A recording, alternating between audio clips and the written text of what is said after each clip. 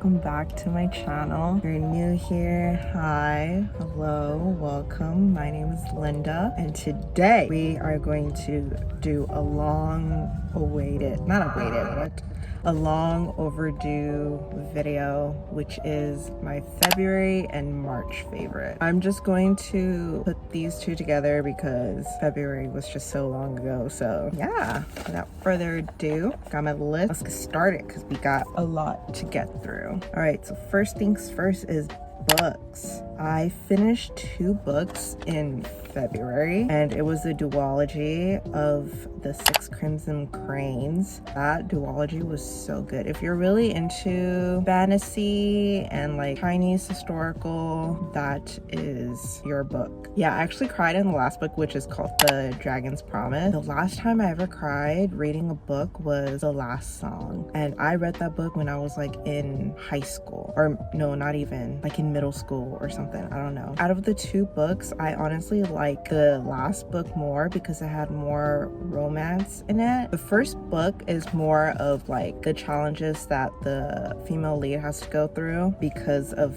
the curse that she has. Okay, summary though. So this whole book is about a princess named Shiori who gets cursed by her stepmom. She gets a wooden bowl on her head, is unable to speak, and her 6 brothers are turned into cranes. Why it's called the 6 Crimson Cranes. She speaks like at all, makes a noise or anything, then one of her brothers dies. Yeah, and so the first book revolves around her trying to break this curse, basically the hardships and like her journey, the adventures that she has to go through in order to break that curse. Second book still revolves around Shiori, except she has to fulfill her stepmom's last wish. I highly recommend it. The next topic, or the next favorites, is games, and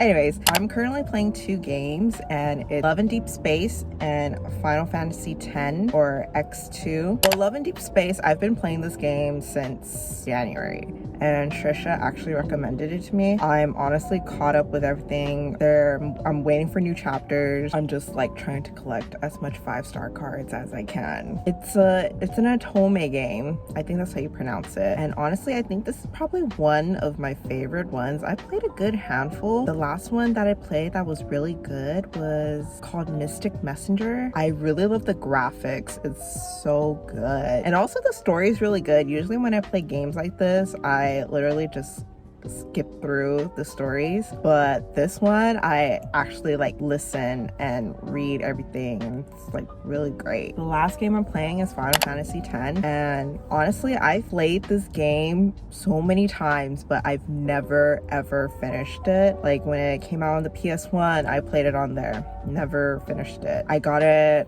on, I don't think it was the PS1. I think it was the PS2. Got it on the PS3 when it came out. Did not finish it. PS4. Did not finish it. And yeah, right now I'm currently playing it on the Switch. Shout outs to Jenny. She's actually letting me borrow hers. Hopefully this time around I can actually finish it. I'm very determined to finish it. I honestly think this is probably one of the most difficult Final Fantasy games, aside from the one that Lightning's in. I don't know what part that is, but I just remember that one was very difficult too. I did not beat that one either. I actually do want to play it again and see if I could beat it now. But next topic is movies, and I actually watched like a nice handful of movies. First one is Advent Children, and oh my god, this is like one of my favorite movies ever. I literally watched it so many times, and I highly recommend it. If it ever comes out in theaters for you guys, to watch it in theaters, because like comparing it from seeing it on my laptop to the big screen was a game changer. Like I literally could see the texture of what Cloud's like his clothes were and stuff. But what is Advent Children about? So the movie is about an ex-mercenary, aka Cloud, who is forced out of isolation because 3 men kidnap and brainwash the city's children who are affected by a disease called geostigma. And I know it sounds a little boring, but it's actually really good. I'm a Cloud and Tifa girly, so. And the last movie that I watched was Mean Girls, the musical. Honestly, I don't have to explain this movie because it's just so popular, but the musical version was was actually really good. The girl who voiced Moana is in it. I don't remember what song it was. I'll probably put it right here, but that one was probably my favorite song out of like in the movie. It was just so witty and funny and I liked it. I totally forgot to mention to you guys that I watched the Demon Slayer movie. Okay, well, technically it's not a movie. It was just the first episode of the new season. I just know it's going to be so good. And also the opening and the ending songs. It's so great. I actually didn't really like last season's, but this upcoming new season, it's going to be so good. I just wanted to mention that.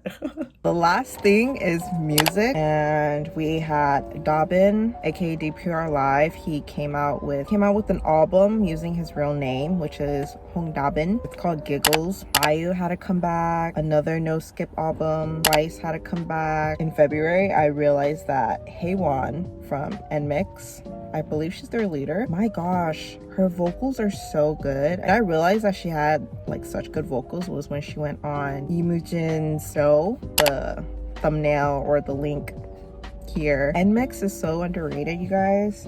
Please give them lots of love. I think that is the end of my February favorites. Oh, wait, actually, another favorite is we hit 1K subbies. Yeah, you guys, we hit 1K subscribers. I honestly think that's so crazy. I feel like to some people, 1K is like a little bit, but if you think about it, 1,000 people in a room, and that's a lot. That's honestly a lot to me. And yeah, I just want to thank you guys for watching and for supporting me. It's been a journey, and it's crazy to see that our little family is growing. So yeah, thank you guys for subscribing and for watching. All right, so we're finally into my gosh, sorry, we're finally into March. And sorry the camera angle keeps changing. I keep having to like text my sister and stuff and back and forth. My March favorites here. And we are going to start off with movies. So we're gonna start on Up on Poppy Hill. It was actually my first time watching this movie, despite being a Studio Ghibli fan. First of all, if you guys haven't watched it, definitely watch it. Second, if you haven't watched it, skip this part because I'm gonna spoil it a little for y'all. But I was actually a little bit iffy on this movie because when she confessed her love to the main guy, I was like, ooh, because there was a possibility that they could be siblings. Like when she confessed, it was like, yeah, I love you, and I don't care that you're my brother. but I was like, oh. But yeah, when that happened, I was a little turned off, and I was like, I kind of don't want to watch this movie anymore. But I went through it, and it's actually a really cute movie. Another one is Everything Everywhere All at Once.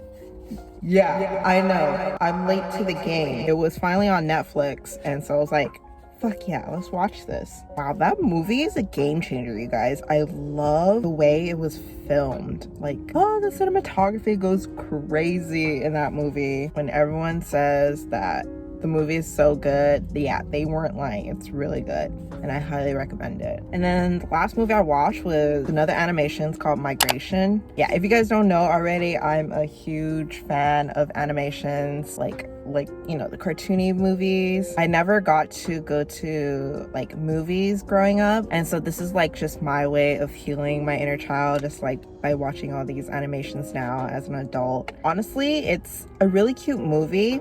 It's one of those life lessons movies where it's basically like, don't be afraid of the unknown. Yeah, you guys, this year I've been on like a book binge. This month I actually finished another duology, which is The Six of Crows. If you guys have not watched the show,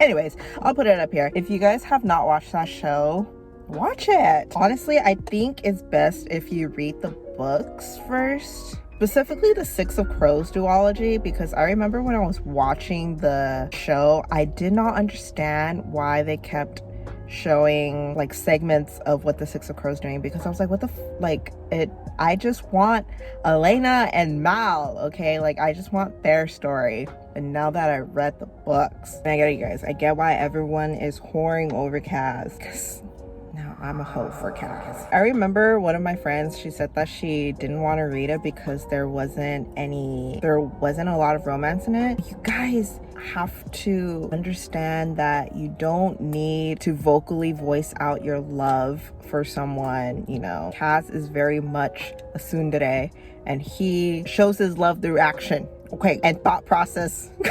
He's been through a lot, okay? Honestly, I think there is more romance in the last book. There's always more romance in the last book. Yeah, I highly recommend those two books. Filled with action, filled with understanding, because like now that I've read the books, I'm just like, oh, okay, I get it. Like I get certain scenes in the show now. The next thing is like miscellaneous. In March, I went to San Jose for Jenny's belated birthday. There is a vlog on it, so yeah, definitely watch the vlog if you have not. Honestly, I have to say that ever since that trip, I've been dying to go back to San Jose. That was my first time actually experiencing San Jose. Usually I only do like 1-day trips. That trip really shed a whole new light for me. I think this year we're going to be taking more trips to the Bay Area. The next thing on my list is technology. As you guys know, I finally got a new MacBook. I've upgraded. I don't even know what my old MacBook was. My brother just got it for me, just for me to get through college. Been through a lot. I had to download so many programs because I was an interior design major, and we had to download like so many programs and stuff. It took a really big toll on my laptop. The battery's really bad. The screen is now glitching. Currently giving it a rest right now, and I'm pretty sure once it's